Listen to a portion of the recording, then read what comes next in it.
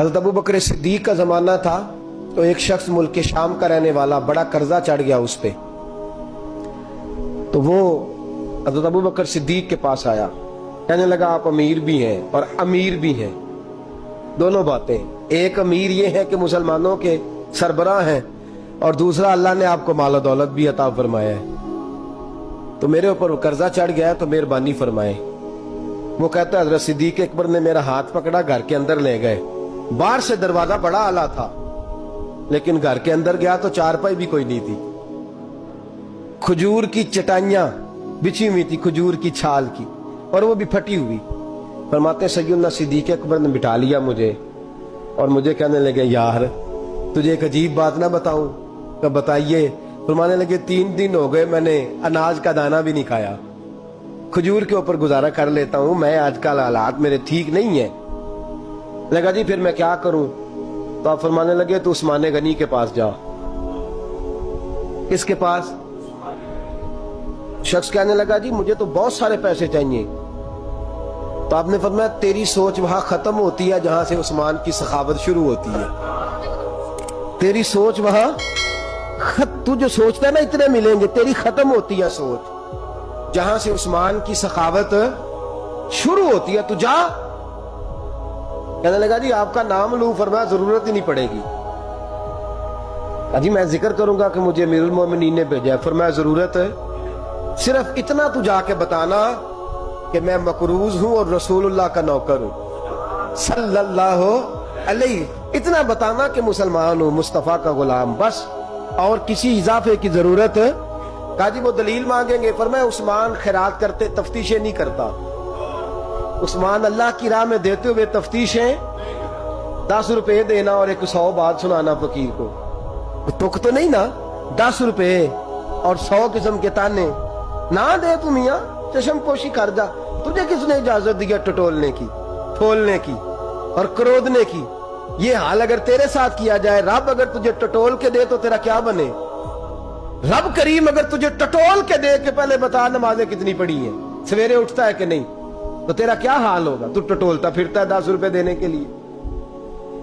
हजरत उस्मान गनी की आदत नहीं। वो शख्स कहता है मैं चला गया, पूछता पुछाता दरवाजे पे पहुंचा, दरवाजे पे दस्तक दी तो हजरत उस्मान गनी के अंदर से बोलने की आवाज है, अपने बच्चों को डांट रहे हैं। कहते हैं ओ यार तुम लोग शहद के अंदर, दूध के अंदर शहद मिला के पीते हो, खर्चा थोड़ा कम करो, इतना खर्चा तुमने बढ़ा दिया है।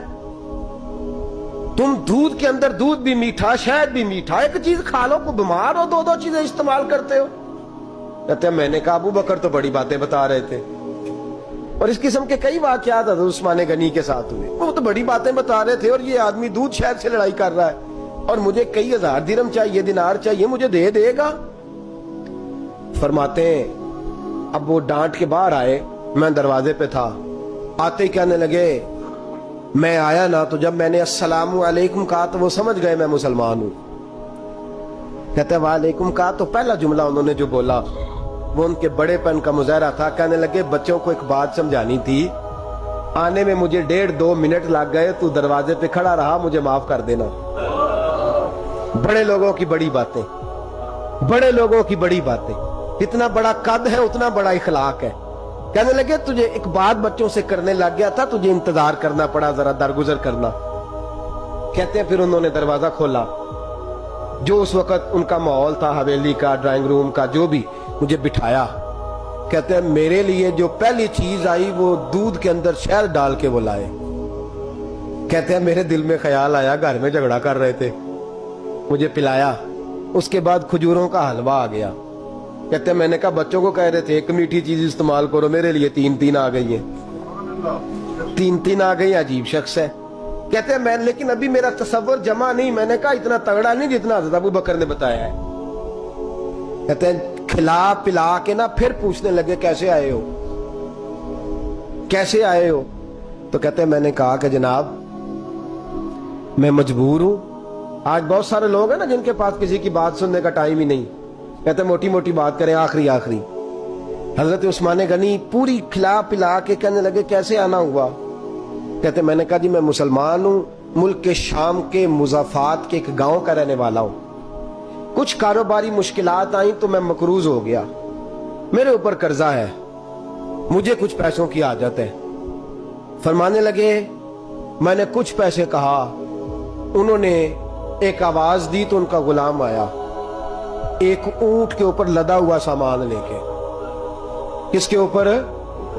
اونٹ کے اوپر۔ کہتا ہے مجھے 3000 اشرفیوں کی ضرورت تھی، میں نے بتایا نہیں 3000 چاہیے۔ اونٹ آیا تو حضرت عثمان غنی کہنے لگے اس اونٹ پر تیرے لیے، تیرے گھر والوں کے لیے میں نے کپڑے بھی رکھوا دیے، کھانا بھی رکھوا دیا اور 6000 اشرفیاں بھی رکھوا دیے، تو پیدل آیا ہے تو اب اونٹ لے کے جا۔ کہتے میں نے کہا حضور اونٹ واپس